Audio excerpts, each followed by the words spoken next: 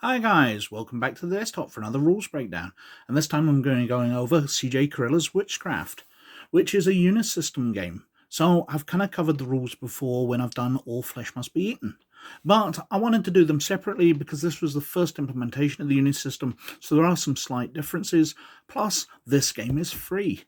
If you go on DriveThruRPG or the CJ Carella Witchcraft website, you can download these rules for free.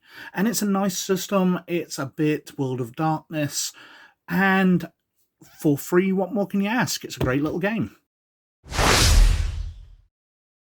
So, flipping over to one of the templates inside, one of the standard characters. Here we've got the Rosicrucian troubleshooter. So, let's say they're trying to make an occult knowledge roll. So they've got an occult knowledge skill of 2. But they'd be adding their intelligence to that. So their intelligence is 3. So they've got a 5 already. Then they take a d10 and they add it. And they've rolled a 3. So they've got 5 already with a 3. They've only got an 8. So they've failed. But if they'd rolled a 7, for example, they'd have beat the target number of 9. However, if it was a particularly difficult piece of information, something obscure, then the Games Master might have applied a -2 or a -4 penalty, which might change the results. But that's how you do it. You take your attribute, you add your skill, if you've got one. If you don't have a skill, then it's -2 to your attribute. And then you roll a d10 and you add it, and you're going against a target number of 9. But the Games Master might apply penalties in challenging situations. So if you're driving a car which is damaged, they might put a penalty on that. Also, if you roll a 1, then you re-roll, subtracting 5 from the roll.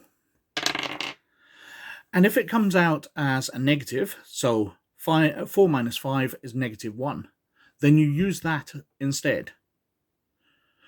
However, if it comes out higher than the 1 that you had got, then you just keep using the 1 instead.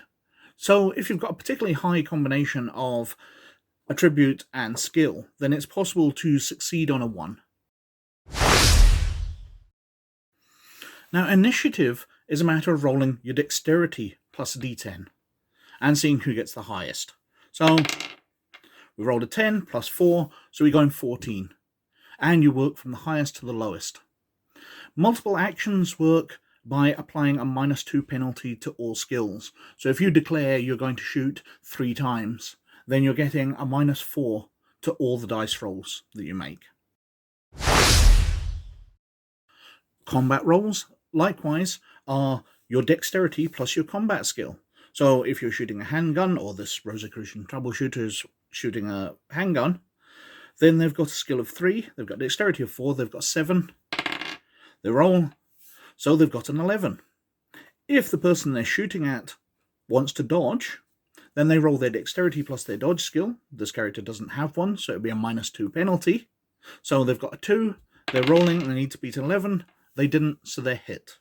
But if they got a roll which was higher, they'd have dodged. Hand-to-hand combat works the same way, with dexterity plus martial arts, but you can use your martial arts instead of a dodge to parry or get out of the way. Now, damage is based on the weapon, so if we flick over to page 147, we can see the weapons here. So, a handgun, a 22 caliber weapon, does d4 times 2. So, roll a d4, we get a 3 times 2, 6 points of damage. And it's as simple as that. For hand-to-hand weapons, however, it's based on a multiplier of your strength. So, I forgot to record what page we were on. It's going back to the Rosicrucian, if I can find it quickly. There we are. They've got a strength of 4. So, when they're using a thrown rock, it's 4 points of damage, because it's 1 times 4. However, if they're throwing a knife, it's a d4 times their strength minus 1. So, they roll a d4, they roll a 4, it's times 3, because their strength is 4 minus 1, so they do 12 points of damage, double that of the 22 caliber weapon. And that's as simple as damage is. The other thing worth noting is armor. So if you're wearing a leather jacket, it takes away d4 points of damage. So we roll, we get a 3, so off the damage received, we take that away.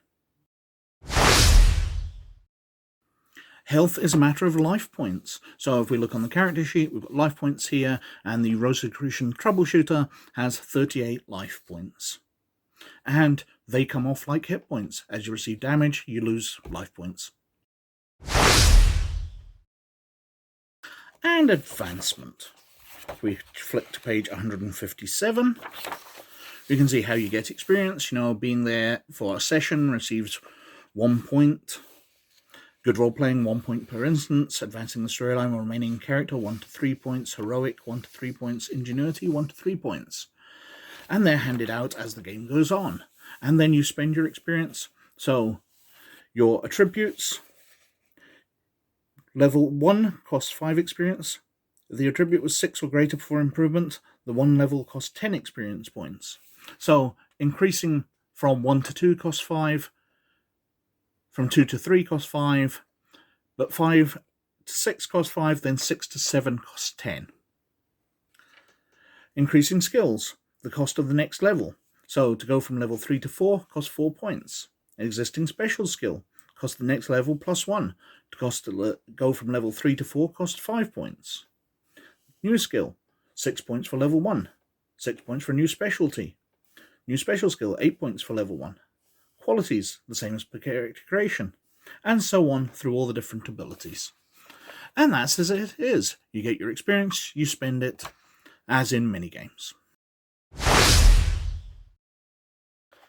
And that's a quick rundown of the rules of the Unisystem as used in CJ Carella's Witchcraft. It's a nice flexible system. It doesn't quite feel as crunchy as some systems that I like, but it's a nice flexible quick system, and it's well suited to the game. Anyway, for a rule system I've kind of covered before, I think I've witted on for quite long enough. So thank you very much for watching. Please like and subscribe if you like what I'm doing. But most of all, you look after yourselves, and I'll catch you later. Bye now.